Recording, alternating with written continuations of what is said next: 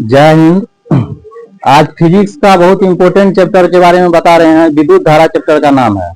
इससे ऑब्जेक्टिव में बहुत सारा क्वेश्चन आता है और सब्जेक्टिव में भी, है ना। फिजिक्स का ये बहुत मेन चैप्टर है, विद्युत धारा। चैप्टर का नाम है विद्युत धारा,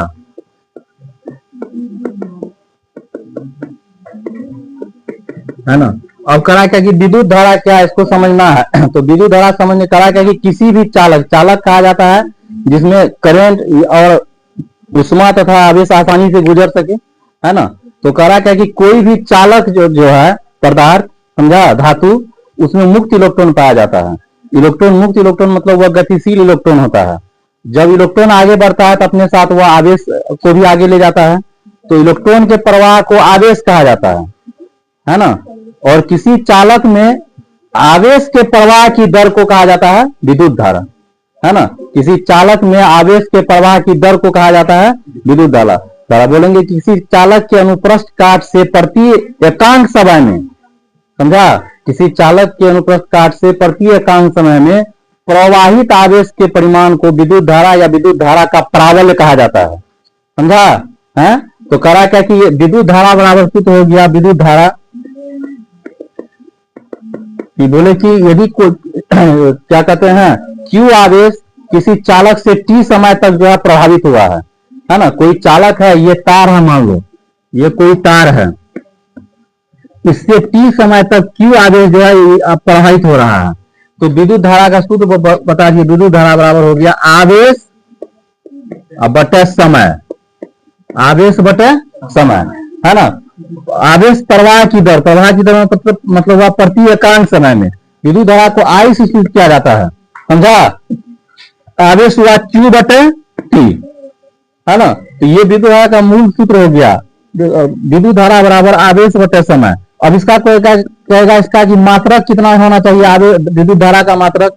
तो धारा का मात्रक ये बोले अभी सूत्र हो गया क्यू बटे टी हो गया, है ना। क्यू हो गया आवेश, आवेश का मात्रक होता है कूलम, है ना। आवेश का मात्रक हो गया कूलम। टी हो गया समय, इसका मात्रक होता है सेकेंड, इसका मात्रक हो गया सेकेंड। कूलम को सी से और सेकेंड को एस से सूचित किया जाता है कूलम प्रति सेकेंड, कूलम प्रति सेकेंड। इसी कूलम प्रति सेकेंड को जो है कहा जाता है एम्पियर। कूलम प्रति सेकेंड को क्या कहा जाता है, एम्पियर। यही एक कूलम प्रति सेकेंड को एक एम्पियर कहा जाता है। तो विद्युत धारा का ऐसा ही मात्रक हो गया क्या, एम्पियर। विद्युत धारा का ऐसा ही मात्रक क्या हो गया, एम्पियर है। बताए कि किसी चालक के अनुप्रस्थ काट से प्रति एकांक समय में प्रवाहित आवेश के परिमाण को विद्युत धारा का प्राबल्य कहा जाता है, समझ गया। सूत्र बताए क्यू बराबर आई बराबर क्यू बटे टी, आवेश बटे समय। अब इसका मात्रक किस तरह से निकला, तो अब आवेश का मात्रक कूलम, समय का मात्रक हो गया सेकेंड हो गया, तो कूलम प्रति सेकेंड या एक एम्पियर, समझा। अब इसमें एक दूसरा टॉपिक पढ़ना है, विभव पढ़ना है। विभव क्या है, विभव। अभी बोले क्या कि जब ये तार है, इस तार में जब आवेश आगे बढ़ता है, पोटेंशियल इसको कहा जाता है, पोटेंशियल। कहा कि इस तार में जब आवेश आगे बढ़ता है ना, तो चालक उस आवेश को आगे बढ़ने से रोकता है, जो उसके प्रतिरोध के कारण ऐसा होता है ना। फिर भी आवेश क्या होता है, चालक के विरोध में आगे बढ़ रहा है, क्या कहते हैं, प्रतिरोध के विरोध में आगे बढ़ रहा है आवेश। तो क्या हो रहा है, ये इसमें करंट आगे जा रहा है ना। और ये चालक उसको क्या कर रहा है, रोक रहा है। तो उसके जो है एक बल लगाना पड़ता है उसको आगे बढ़ने के लिए, समझा है। जैसे तुम कहीं तुम आगे बढ़ना चाह रहा, तुमको कोई रोक रहा है, तुमको बल लगाना पड़ेगा, है ना। उसी तरह से जब किसी चालक में आवेश आगे बढ़ता है तो उसको आगे बढ़ने के लिए कार्य करना पड़ता है प्रतिरोध के विरोध में, समझा। तो बताया क्या कि किसी आवेश को अनंत से किसी बिंदु तक लाने में, है ना, किए गए कार्य को विभव कहा जाता है, समझा। किसी तार में आवेश यहां से यहां तक आया, तो इसको आने के लिए क्या करना पड़ेगा, कार्य करना पड़ेगा, है ना। कोई तार है, उसको एक बिंदु से दूसरे बिंदु तक जब करंट आगे बढ़ता है तो उसको उसके लिए काम करना पड़ता है ना। चालक उसको आगे बढ़ने से रोकता है प्रतिरोध के कारण, उसके विरोध में वह आगे बढ़ता है, तो काम करना पड़ेगा, बल लगाना पड़ेगा ना जी, है। तो इसी कार्य को कहा जाता है विभव, समझा। किसी चालक में, है ना, अनंत से किसी बिंदु तक आवेश को लाने में जो कार्य किया जाता है उस कार्य को कहा जाता है विभव। ध्यान से समझिए, विभव। विभव को विभव बराबर सूत्र हो गया, तब क्या सूत्र हो जाएगा इसका, आवेश कार्य बटे आवेश, कार्य बटे आवेश, ये सूत्र हो जाएगा कार्य बटे आवेश, है ना। विभव का ये सूत्र हो गया कार्य बटे आवेश, कार्य बटे W हो गया, आवेश हो गया Q, है ना। मान लीजिए इसी तार में Q आवेश को एक बिंदु से दूसरे बिंदु तक लाने में W कार्य करना पड़ा, है ना। तो विभव बराबर, विभव को V से सूचित किया जाता है, V बराबर W बटे Q, V बराबर W बटे Q, विभव बराबर आवेश बटे कार्य बटे आवेश, है ना।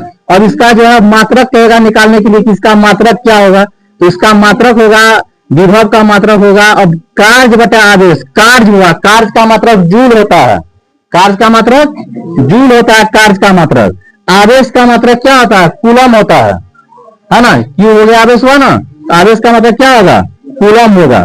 तो ये विभव का मात्रक जूल प्रति कूलम हो गया, J प्रति C, है ना, जूल प्रति कूलम, इसी को ही 1 वोल्ट कहते हैं, 1 वोल्ट। इस वोल्ट को भी V से ही सूचित किया जाता है, यानी कि विभव का असाई मात्रक हो गया वोल्ट, है ना।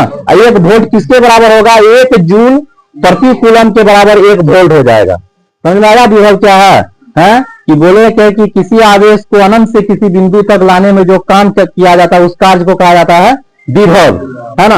अब विभव हो गया पोटेंशियल, अब कहा विभवांतर क्या, पोटेंशियल डिफरेंस क्या है, कहा क्या कि किसी तार में विभवांतर, ये सब टॉपिक है जिसको पूरा ध्यान से डिटेल में समझना जरूरी है ना, पूरा कंसेप्ट क्लियर रहना चाहिए तभी यह बनेगा। करा ए और बी 2 बिंदु है, यहाँ का आवेश जो है चल के यहाँ आ गया, है ना, समझा। तो यहाँ कुछ विभव होगा, वहां कुछ विभव होगा। तो तार में किसी चालक में 2 बिंदु के बीच विभव का जो अंतर होता है, यानी कि आवेश एक बिंदु से दूसरे बिंदु तक जो गया, है ना, उसके लिए जो कार्य करना पड़ रहा है, उसी कार्य का जो अंतर हो रहा है वो कहलाएगा विभवांतर। यानी कि 2 बिंदु के बीच विभव का जो अंतर होता है उसको क्या कहते हैं, विभवांतर, है ना। तो कहा क्या कि विभवांतर का भी यही सूत्र हो जाएगा, कार्य बटे आवेश, विभवांतर का भी हो जाएगा यह कार्य बटे आवेश। विभवांतर हो गया ये यहाँ का विभव और यहाँ का विभव, दोनों विभव में क्या होगा, अंतर होगा, है ना। तो यही हो गया कार्य, इसका भी यही W बटे Q, और इसका भी जो है क्या कहते हैं मात्रक क्या होता है, वोल्ट ही होता है, इसका भी मात्रक क्या होगा, वोल्ट होगा, यह मात्रक हो जाएगा वोल्ट, समझा। अब कह रहा है कि इसके बाद इसको समझना है क्या कि प्रतिरोध क्या होता है, प्रतिरोध, तार का प्रतिरोध किसे कहते हैं। कह रहा है कि किसी भी चालक में यह गुण होता है ना, कोई भी चालक है उसमें यह गुण होता है कि वह आवेश के प्रवाह को रोकता है, आवेश के प्रवाह को क्या करता है, रोकता है ना। चालक के इसी गुण को कहा जाता है प्रतिरोध, चालक के इसी गुण को क्या कहते हैं, प्रतिरोध। किसी भी चालक में यह गुण होता है कि वह चालक में, तार में जब करंट आगे बढ़ता है तो तार उसको रोकता है, समझा, इसी गुण को कहा जाता है प्रतिरोध। अलग अलग तार में प्रतिरोध अलग अलग होता है। वो चांदी का तार है तो उसमें सबसे कम प्रतिरोध होता है ना। जैसे जैसे जो लोहा का तार है तो ज्यादा प्रतिरोध होगा, समझा। या किसी तार के विभवांतर, या किसी तार के विभवांतर और धारा के अनुपात को क्या कहा जाता है, प्रतिरोध कहा जाता है, समझा है। किसी तार के विभवांतर या धारा के अनुपात को प्रतिरोध का, यदि गणितीय रूप में लिखेंगे तो प्रतिरोध बराबर होता है विभव बटे धारा, है ना। R बराबर हो जाएगा V बटे I, V बटे I, समझा है। किसी तार के विभव तथा धारा के अनुपात को भी कहा जाता है प्रतिरोध, समझा। अब प्रतिरोध है क्या, तो क्या बोले कि तार में जब करंट आगे बढ़ता है आवेश तो तार उसको रोकता है आगे बढ़ने से, इसी कारण क्या होता है कि तार गर्म हो जाता है, जिसका प्रतिरोध जितना ज्यादा रहेगा वह उतना जल्दी गर्म हो जाएगा, है ना। इसी गुण को कहा जाता है प्रतिरोध या रेसिस्टेंस, समझा। अब कह रहा है कि V इसका मात्रक कहेगा निकालने के लिए, तो V हो गया क्या, विभव, विभव का मात्रक भी बताया वोल्ट, क्या बताया वोल्ट, वोल्ट इसका मात्रक बताया वोल्ट। यहाँ धारा, धारा का मात्रक बताया क्या, एम्पियर, धारा का मात्रक क्या बताया, एम्पियर। तो वोल्ट V बटे A, एम्पियर को ऐसे वोल्ट, है ना, प्रति एम्पियर को कहा जाता है यही V बटे, इसी को 1 ओम कहा जाता है, क्या कहा जाता है, ओम, ऐसे ओम लिखा जाता है ऐसे, है ना, 1 मथा 2 कान, समझा है। तो ये जो हो गया ओम हो गया, समझा। ओम का पूछेगा इसका कि ओम क्या, तो बोलेंगे कि वोल्ट प्रति एम्पियर, 1 वोल्ट बटे 1 एम्पियर के अनुपात को क्या कहेंगे, 1 ओम, है ना। तो प्रतिरोध का असाई मात्रक क्या हो गया, ओम। प्रतिरोध का असाई मात्रक क्या हो गया, ओम। तो ये हुआ इसमें जो है ये मौलिक विद्युत धारा पढ़ने से पहले विद्युत धारा का जो है ये सब मौलिक सूत्र हुआ, है ना, जिसको आगे याद होने के बाद तब आगे का टॉपिक इस पे जो है वो बनेगा, समझा। ये पूरा जो है दिमाग में पूरा कंसेप्ट बैठना चाहिए, इस पर बहुत सारा ऑब्जेक्टिव रहता है परीक्षा में। चलो बताओ जल्दी। तो प्रतिरोध में अब समझना है क्या कि प्रतिरोधकता एक प्रतिरोध होता है, एक होता है प्रतिरोधकता, है ना। अब प्रतिरोधकता समझने से पहले कुछ बात समझना पड़ेगा कि प्रतिरोध किन किन बातों पर निर्भर करता है, चालक का प्रतिरोध किन किन बातों पर निर्भर करता है। तो लिखा है कि चालक का प्रतिरोध जो है पहला निर्भर करता है चालक के लंबाई के समानुपाती होता है। जैसे जैसे चालक का लंबाई बढ़ाएंगे, तार का जैसे जैसे लंबाई बढ़ाएंगे उसका प्रतिरोध भी क्या होगा, बढ़ेगा। तार की लंबाई बढ़ाएंगे तो प्रतिरोध क्या होगा, बढ़ेगा।